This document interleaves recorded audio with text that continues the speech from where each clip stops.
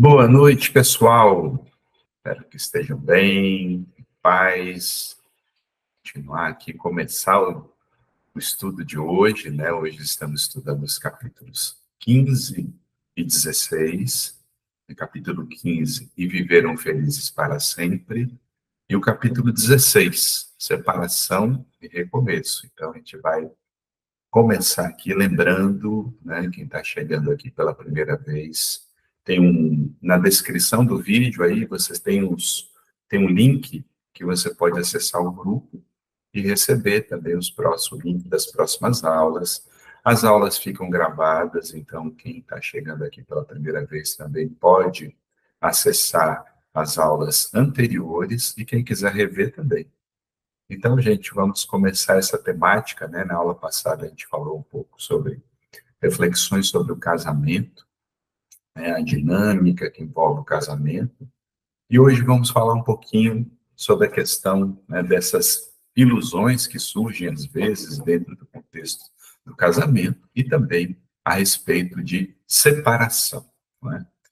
Bem, quando a gente pensa, né, nas crises do casamento, é importante entender que quando vamos para uma relação, a gente vai também com a nossa sombra, a parte desconhecida do nosso ser, a parte que, né, muitas vezes ela entra em contato com as próprias crises das outras pessoas.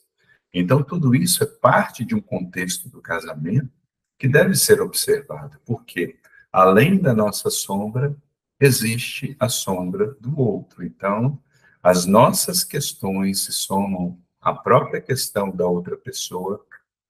Isso muitas vezes faz com que o quadro da relação se torne um quadro extremamente complexo de lidar, principalmente quando nós não temos o hábito de cuidar das nossas questões. E o que acontece quando nós não cuidamos da sombra? Nós projetamos a nossa sombra. Então, isso termina sendo também um fator complicador da relação. E por isso é tão importante esse cuidado que temos com as nossas questões, com o nosso mundo interno, para que o mundo das relações também não seja um mundo de idealizações e um mundo de projeção de sombra, o que acaba trazendo, muitas vezes, conflitos que poderiam, né, não existir, fosse outra a dinâmica de lidar com o nosso próprio mundo interior. Então, o que acontece? É muito comum ouvir-se dizer que chegou a hora de casar. Seja porque todos os amigos estão casando e não se quer ficar sozinho, ou porque se chegou à idade de casar e ainda porque precisa ter filhos. E claro, a gente está falando de uma dinâmica social que, embora tenha se transformado nos últimos tempos, é uma dinâmica que ainda existe. Ainda há uma cobrança relacional, como se cada ser precisasse de um outro para ser completo. E nem sempre se prepara para viver essa relação da forma mais madura possível. Daí vai abrindo espaço, isso faz com que se abra espaço, muitas vezes, a crises, porque levamos para essas relações as nossas crises.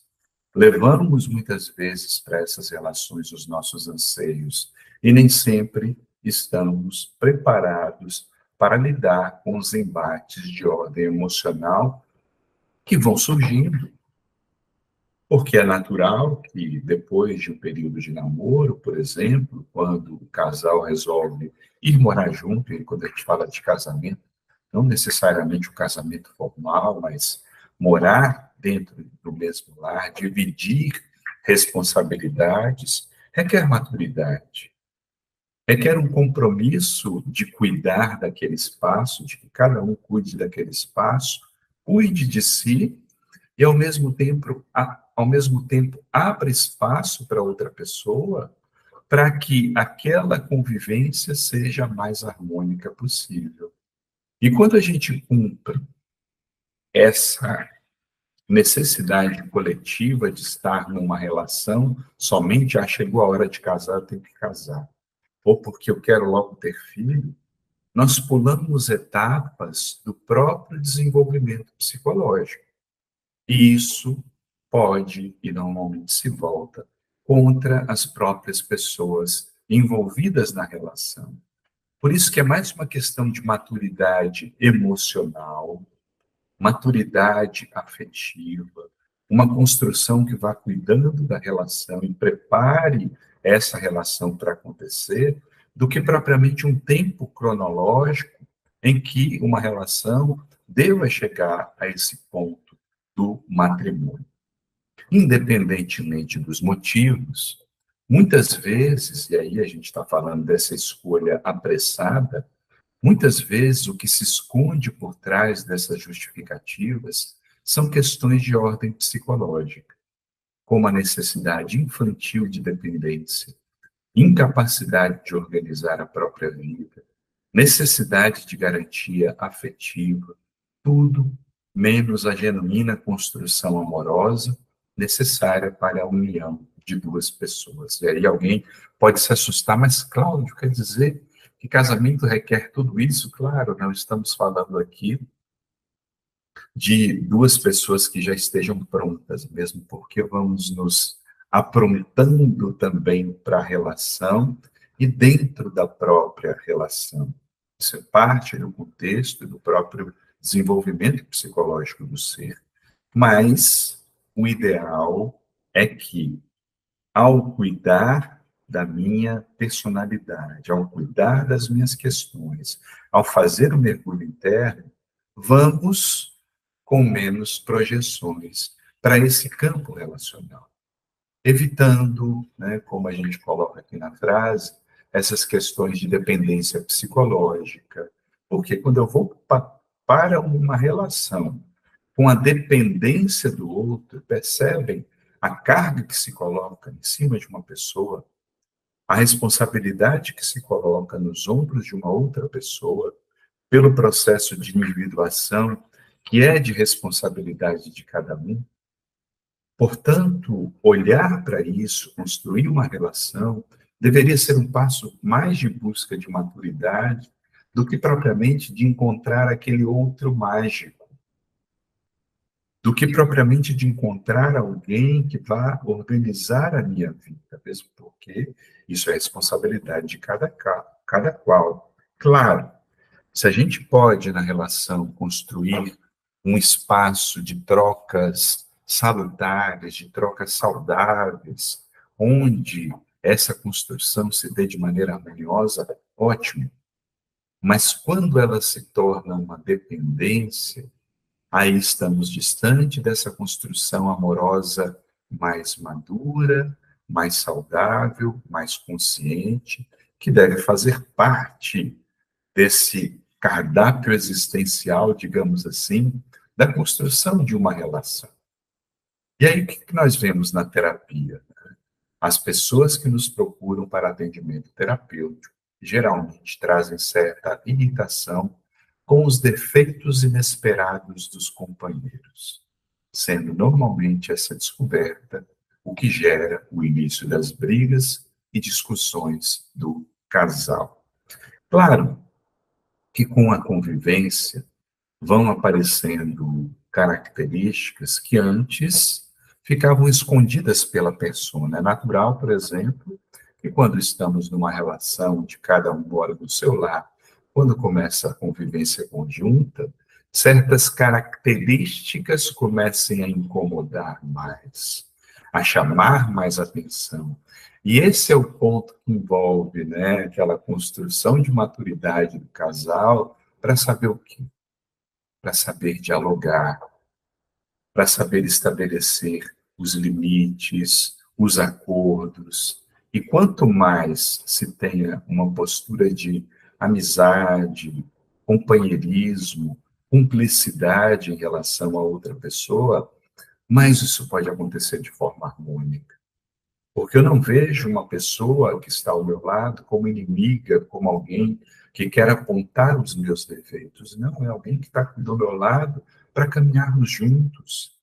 E assim nós vamos abrindo espaço para essa construção conjunta ser feita de forma madura, para que eu não veja uma colocação da outra pessoa como uma crítica que queira me ferir. Não, talvez seja uma diferença. E discutir as diferenças, verificar se dá para conviver com aquela diferença, ou se é algo extremamente difícil de lidar, e a partir disso começar a fazer os acordos, porque toda relação requer acordo. E aí entra em pauta essa irritação com os defeitos inesperados, não é verdade, né? A gente costuma brincar que o PROCON está cheio dessas reclamações. Olha, essa mercadoria aqui do casamento veio estragada, não era assim na propaganda, mas veio assim dessa forma. Por quê? É claro que a convivência vai tirando as máscaras da persona. E aqui eu não estou falando da persona de um ponto de vista negativo, não. Utilizamos a persona, e é natural, até mesmo no início de uma relação, e com a convivência, o quê? Aquelas características da sombra começam a aparecer. E algumas incomodam bastante. A forma de falar, um ou outro comportamento que vai acontecendo dentro do lar, e que num casal maduro serviria como um ponto de diálogo, de observação, mas nem sempre se tem essa maturidade para dialogar, infelizmente. E daí, muitas vezes, se iniciam as discussões. E aí o que acontece? Os casais passam a viver a ambivalência afetiva característica das relações humanas. Amor e ódio, atração e repulsa, afeto e aversão. E não pode existir expansão de consciência sem atrito entre forças opostas, pois seja no relacionamento, seja no próprio indivíduo, lidar com a sombra é parte importante do crescimento. Só temos crescimento se nós passamos pela sombra. A relação também só cresce se ela constrói essa maturidade para passar pelo campo da sombra, da minha e da outra pessoa que faz parte da relação.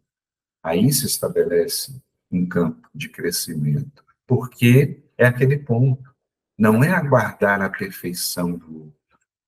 Não é acreditar que nós estamos fazendo, né, e fizemos a escolha da pessoa equivocada. Ok, né? Pode acontecer de descobrirmos no meio da caminhada que, poxa, não tivemos maturidade para construir a relação, tomamos uma decisão apressada desse vínculo, passamos por cima de etapas necessárias, e claro, isso pode acontecer, ou chega em determinado ponto, né, os interesses mudam, surgem novas concepções a respeito da vida, e a convivência pode passar, assim, a se tornar muito difícil. Só que, muitas vezes, o que acontece? As crises, elas vêm dessa dificuldade de lidar com os opostos, dessa dificuldade de escutar, dessa dificuldade de entendimento, dessa dificuldade de olhar também que a outra pessoa tem suas questões, assim como nós temos as nossas questões. E se perguntar internamente, dá para caminhar junto? E se eu fizer a minha parte, o que, que vai acontecer? Estou disponível para fazer a minha parte?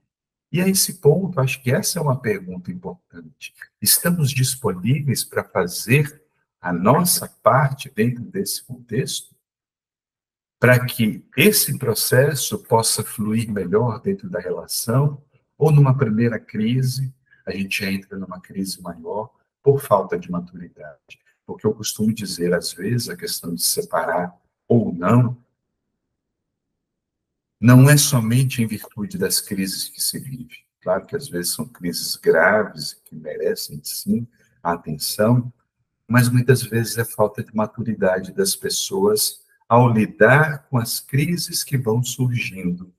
E aí chega naquele ponto que torna as coisas, muitas vezes, insustentáveis. E o que acontece na maioria das relações é que, de forma imatura, espera-se viver a experiência do início apaixonante durante toda a vida do casal. E isso é impossível, a não ser que ambos escolham a estagnação total da vida material, emocional e espiritual. Claro, não é achar que é natural que a paixão acabe, mas é natural e até saudável que ela o quê? Ela se transforme.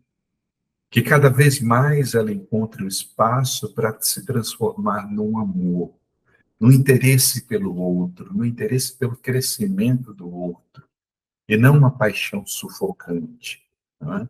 Não é que a paixão seja negativa, pelo contrário, a paixão é um elo, é aquela força inicial de atração. Mas como toda força inicial de atração, é algo que contém uma grande carga de projeção. Uma carga de projeção. Projetamos as nossas idealizações, projetamos os nossos anseios do outro, projetamos o nosso desejo. E muitas vezes o que acontece? Como a projeção ela vai sendo frustrada com a convivência, por quê? Porque aparece a sombra, isso vai diminuindo o ímpeto de muitas pessoas na convivência. Se existe e se forma o espaço do amor, esse espaço vai se transformando numa possibilidade de crescimento conjunto. E aí a gente passa até, muitas vezes, a se divertir com as pequenas características de uma pessoa, da outra pessoa que está ao nosso lado, olhando, poxa, né? Não prestei atenção nesse tipo de comportamento.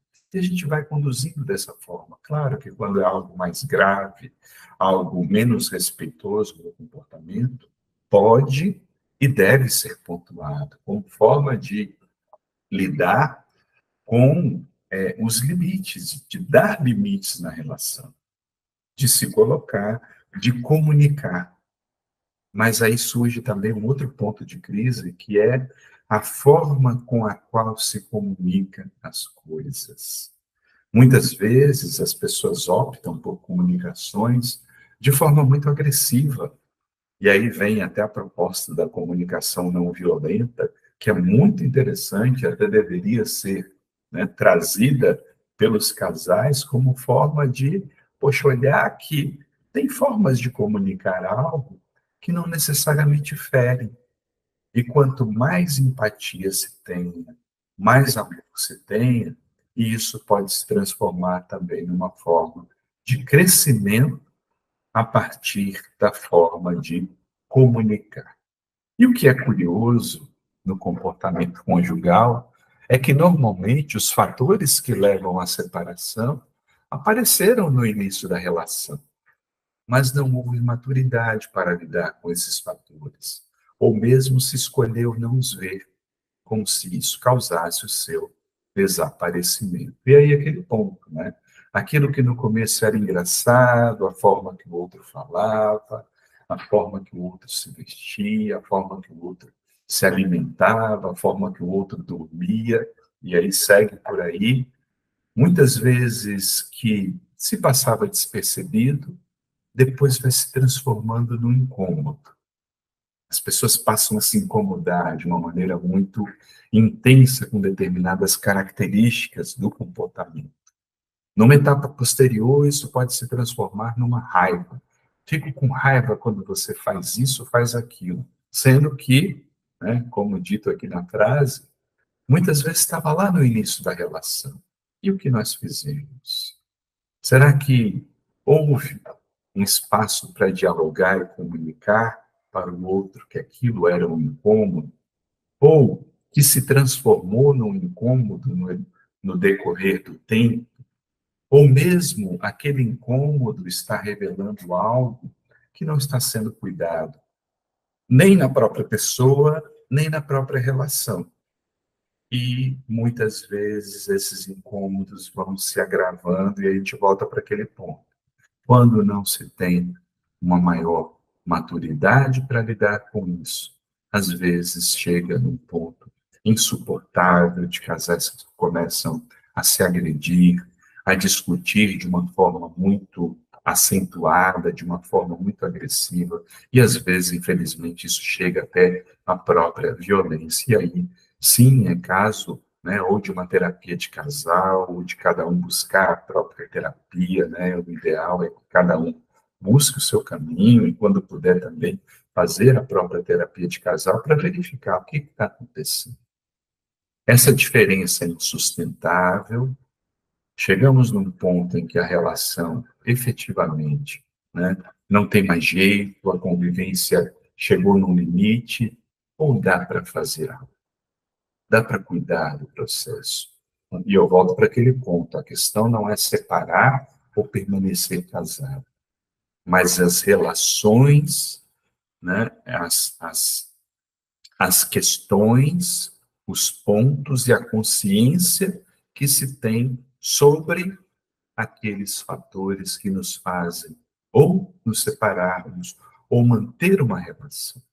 Se tem consciência sobre isso, né, já se pensou profundamente sobre isso, além da questão que eu vejo na relação, estou fazendo a minha parte no sentido de me entender, no sentido de aprofundar um olhar sobre isso, ou apenas projeto a culpa do outro? E aí, aquele ponto que Linda Leonardi chama atenção na relação com o outro. Não podemos esquecer que as núpcias exigem nada menos que uma transformação pessoal.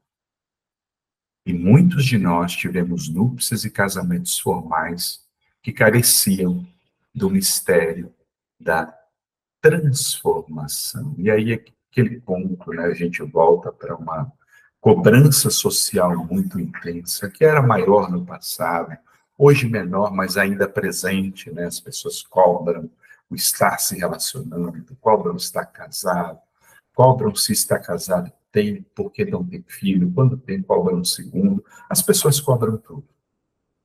Mas nós é que devemos ter uma consciência de saber, esse é um bom caminho para mim, esse é um caminho que faz sentido para mim, e escolhido esse caminho, eu estou vivendo com consciência a escolha desse caminho, estou trilhando com o outro um caminho de diálogo, porque esse ponto de viver as núpcias da própria transformação pessoal não pode ser deixado de lado. Não pode ser deixado de lado. Fazer o processo da transformação pessoal, olhar para si, olhar para as questões que vão acontecendo ao longo da própria relação e consigo mesmo. Consigo mesmo. Por quê?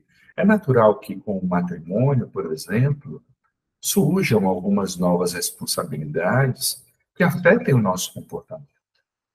Então, parte do processo é olhar para isso, ver como isso se acomoda. Muitas pessoas se cobram bastante, não é?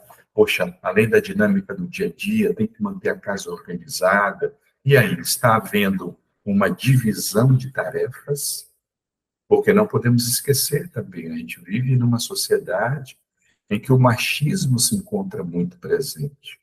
Não raro, né, nós ouvimos algumas pessoas dizer assim, né, ou o próprio marido diz assim, eu ajudo minha esposa em casa, quando é um casal ou heterossexual, ou mesmo casais homossexuais e outras formas de casais que possam surgir. Ele ajuda, ela ajuda. E será que a palavra correta é ajuda? Ou será que a palavra é não? Eu moro na casa e eu divido as responsabilidades da casa. Então, nós temos que romper essa barreira do preconceito que vai se mantendo enquanto a gente não abraça essa questão. Então, casar também é assumir isso, os cuidados da casa, a divisão dos cuidados da casa, e quando se tem filhos, educá-los também nesse sentido de cumprirem de acordo com a faixa etária as responsabilidades que lhes caibam. Por quê? Porque é uma escola de formação de cidadãos. É uma escola que vai nos ensinando a lidar com o mundo. E quando a gente perde esse contato com o mistério da transformação pessoal, muitas vezes a relação vai perdendo sentido, vai perdendo o brilho, as pessoas vão se deprimindo. Por quê? Porque aquela parte de desenvolvimento de si, o caminho da individuação, vai sendo deixado de lado. E a individuação é a nossa principal missão na nossa existência. Muitas vezes as pessoas perguntam, né, qual é a minha missão? Né? Será que alguém pode dizer minha missão? Um médium, né? Um mestre, um professor, um terapeuta, será que pode dizer qual é a minha missão? Olha, independente das missões externas que você possa ter, uma coisa é certa. Cada pessoa tem como principal missão o compromisso com o seu processo de individuação, que, como a gente repetiu, é o desenvolvimento pleno das minhas potencialidades. Se isso não está acontecendo na sua vida, com ou sem a relação, estamos falhando nessa missão. E aí, quando muitas vezes se tem a perda desse mistério, o casal também vai perdendo o brilho, né? E aí, quando surgem crises, crises às vezes insustentáveis, principalmente quando envolvem violência e, né, não só a triste violência física, mas a violência emocional, né? A questão de ter que diminuir o outro que vai surgindo, o que vai se agravando. Muitas vezes isso chega no processo da separação. E quando o casal toma a decisão de se separar, costuma mobilizar muitas dores, mesmo que essa tenha sido muito bem pensada, e por isso nem sempre se tem a sensação de alívio. E por que isso que acontece? Por que isso acontece? Porque junto com essa crise, né, vem à tona as crises pessoais, vem à tona muitas vezes uma culpa de não ter prestado atenção aos detalhes, aos sinais que foram sendo dados na relação.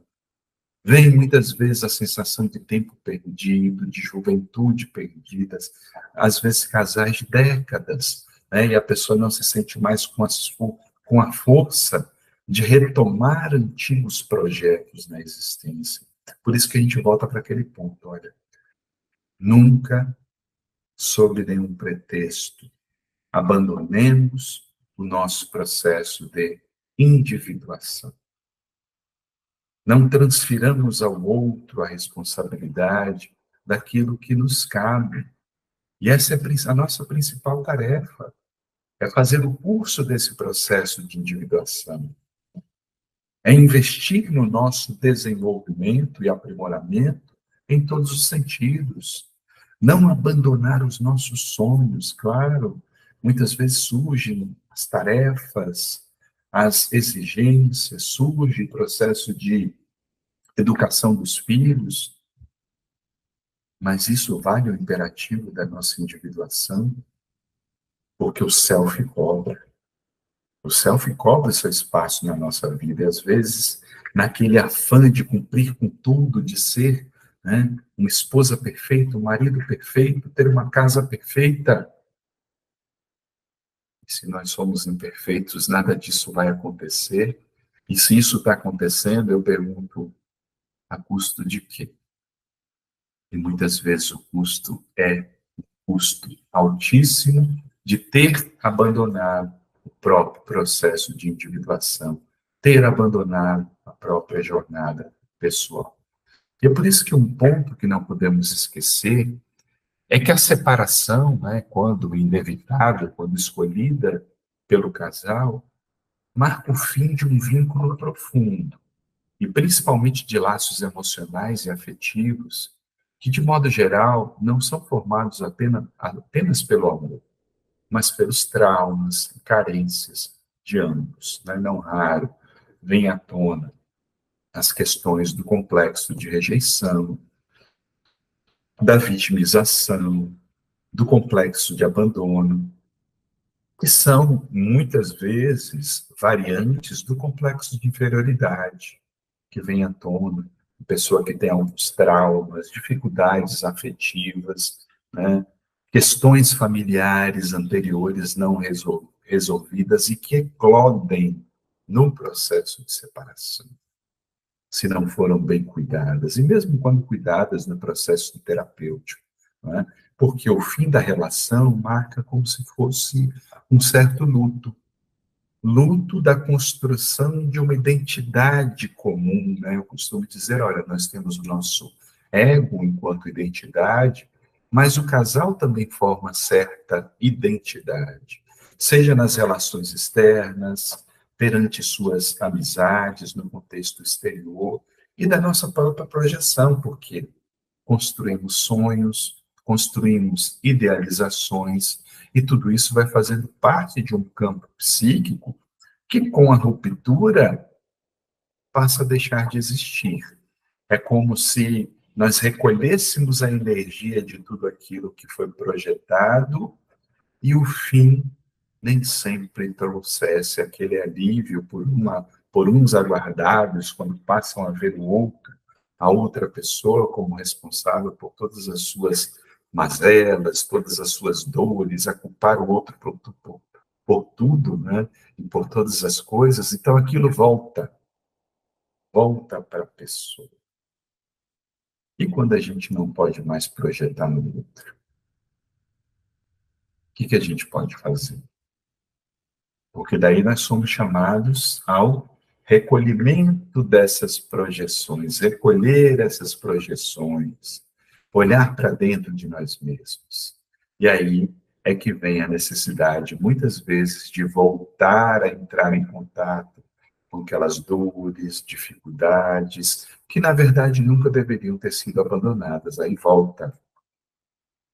A necessidade do compromisso com a individuação é essa.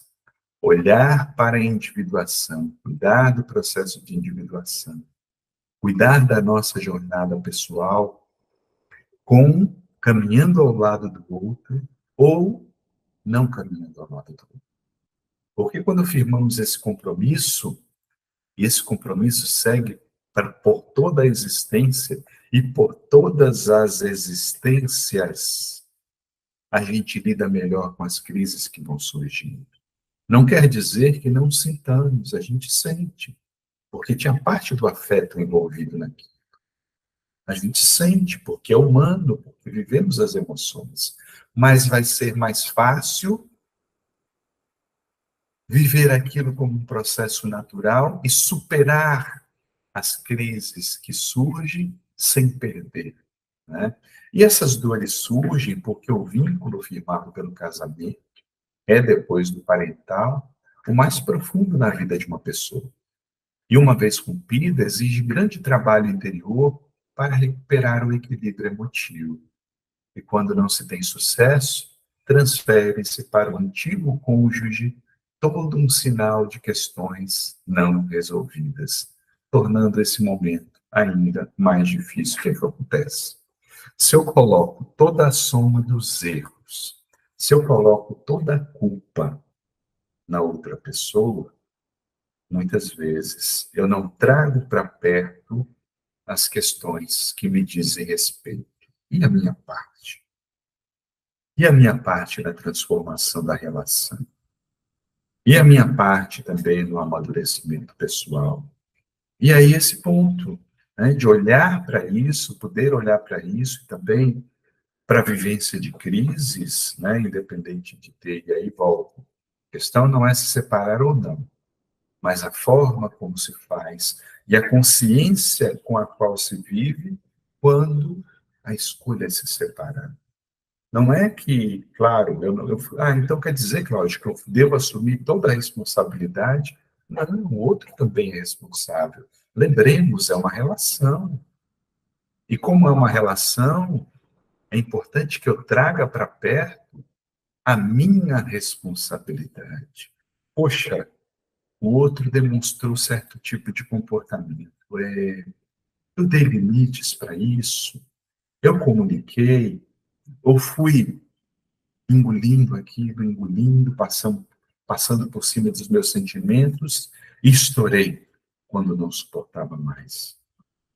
Eu fiquei atenta aos primeiros sinais que surgiram, tentei construir um caminho de diálogos, abertura para lidar com o outro, para que o amadurecimento fosse sendo construído, ou deixei as coisas ir passando e perdi o tempo de comunicar e fazer com que aquilo fosse um processo de crescimento. Então, são questões que surgem para a nossa maturidade também. Olhar, e quando a gente faz isso e vai tirando somente a projeção sobre o outro, né, mesmo que tenha raiva envolvida, e é natural, é uma emoção perfeitamente legítima, mas a gente faz a nossa parte, trazer a parte que nos cabe, até mesmo porque, né, se a gente não fizer isso, é bem provável que isso se repita nas relações seguintes. Vá se repetindo, né, nas relações que passam a ser formadas a partir de então. Porque senão a gente pode ficar com a ilusão de que é porque eu não escolhi certo, então deixa eu escolher melhor agora. Não é? Se eu escolher melhor, talvez o resultado seja outro. E aí é o ponto, né? Assim, né? Darie traz aqui. Um agravante para se manter o casamento são as relações extraconjugais. Darie, a gente vai trabalhar o tema da traição, viu? Aguarda aí, anota aí, né, que vamos trazer. E é verdade, né? É uma questão muito grave de lidar, né, com essas traições. Falaremos de traição e de autotraição dentro do contexto das relações nos capítulos seguintes, porque são questões graves, né, são questões sérias. E mesmo assim, é importante olhar, né, para ver a questão, não para ficar se culpando, né, porque ficar preso na culpa também não ajuda, mas a questão de olhar com maturidade. Peraí, né? Eu fiquei atento a sinais que surgiram desse processo, ao silêncio injustificado, à raiva que mostrava na forma de comunicação, a mudanças de comportamento que foram surgindo, ou estava tão atarefado que a coisa foi passando despercebida. E numa relação, quando a gente deixa passar despercebido tudo isso, né, muitas vezes perde a oportunidade de construir uma relação ainda mais madura. E talvez a culpa que mais torture as pessoas seja aquela voltada contra si mesmo. Aquela que aparece justamente quando se percebe que muitas situações passaram no tempo de ser resolvidas por falta de atitude. Que muitas palavras que deveriam ter sido ditas não foram, que muitos limites deixaram de ser dados no momento oportuno. E aí é o ponto, né, que a gente deve estar atento, né? Será que estamos pontuando nas nossas relações as questões, ou estamos deixando de lado porque, bem, a gente não acredita mesmo muito no processo de transformação, não é mesmo? Então, assim, é importante olhar para isso como um processo de construção. A relação é uma construção, então, sim, é importante pontuar, né? Claro, né? Às vezes as pessoas cansam, já falei 1000 vezes, não vou falar mais. Mas será que estamos comunicando da forma adequada? E a gente volta lá para a comunicação não violenta, é até um livro que eu sugiro, Comunicação Não Violenta, né, de Marshall Rosenberg, traz dicas importantes, e também o livro do meu amigo Maher, né, Maher ele escreve A Comunicação Pacífica, né, que traz um pouquinho também do próprio processo de comunicação não violenta, e que ajuda a comunicar as nossas emoções, a ter atitudes diante daqueles incômodos que vão surgindo e que são parte da convivência de duas ou mais pessoas. E que, se a gente estabelece os limites logo no começo, facilita lidar com as crises que vão surgindo com o passar do tempo. E por mais dolorosa, né, e a gente tem que levar em conta, por mais dolorosa essa ruptura da separação, ela e a própria relação não definem as partes envolvidas. E se as vidas se despedaçaram junto com a relação, algo estava muito errado e precisava de medidas urgentes. Claro, né? Não quer dizer que a gente não vá sentir a dor. Sentimos a dor, né? Sentimos muitas vezes aquele luto daquela relação construída, do tempo dedicado, isso é perfeitamente natural.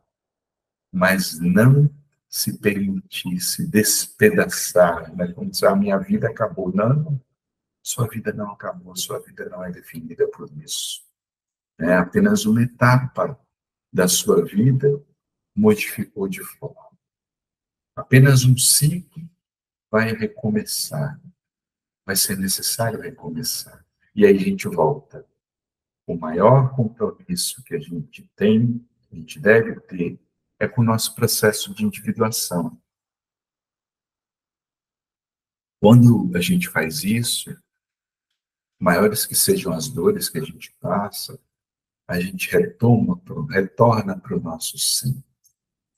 O nosso centro de contato conosco, de contato com a nossa própria vida, de contato com a nossa própria existência, para que as crises não nos definam e não nos levem juntos com o processo delas. Entender cada etapa assim como uma crise, muitas vezes surgida daquilo que nós não cuidamos, que não cuidamos em nós, que o outro não se cuidou também, e da relação que nós não cuidamos em conjunto.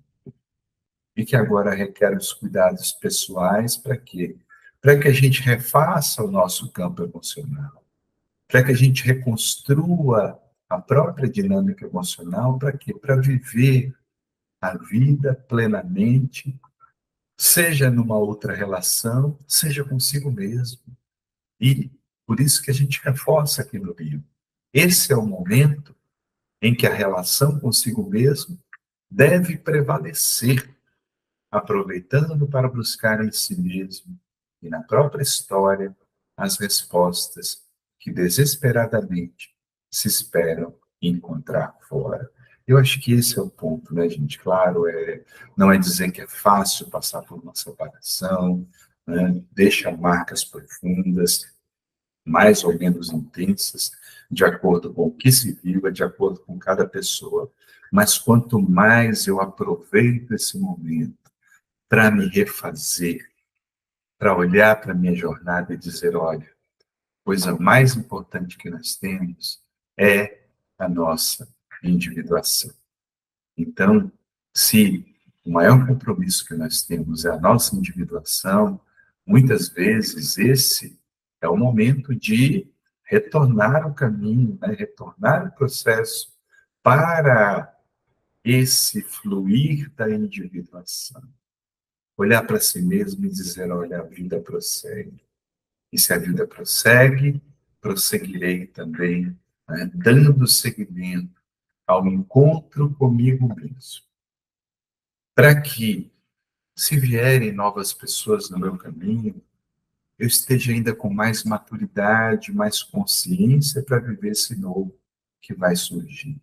Se não surgirem novas pessoas no caminho, tudo bem também. É parte da vida. E aí a gente volta para a necessidade daquele principal compromisso, que é o compromisso da individuação. Portanto, se você vive nesse momento uma relação, cuide da relação, mas cuide principalmente de si, das suas questões, dos seus conflitos. Observe as crises que surgem como oportunidade de crescimento conjunto. Busque o caminho do diálogo, estabelecer um caminho do diálogo para quê? Para que vocês possam crescer juntos. Se tem filhos, filhas, mais importante ainda, porque é a partir dessas vivências, não da vivência perfeita, porque não somos perfeitos, mas da forma como se lidam com as crises, que estamos também ensinando, educando esses filhos e filhas a lidarem com as suas naturais crises. E jamais desistamos do afeto. O amor é a principal mola de transformação. E quando a gente desiste de amar porque uma relação não deu certo, a gente passa a desistir da gente mesmo. E desistir do principal alimento da alma.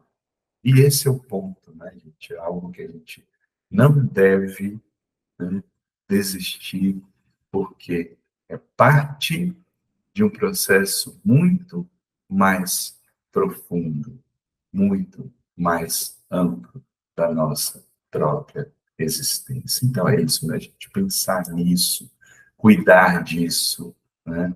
Fazer o nosso processo interior, fazer a nossa jornada, né? E se diante de todas as crises que vivemos, chegamos à conclusão de que a separação é inevitável, considerar que a gente nunca vai se separar da gente mesmo. E por isso, se cuidar desse trânsito, se cuidar desse núcleo, dessa relação, e se reerguer para viver a vida da forma mais plena possível.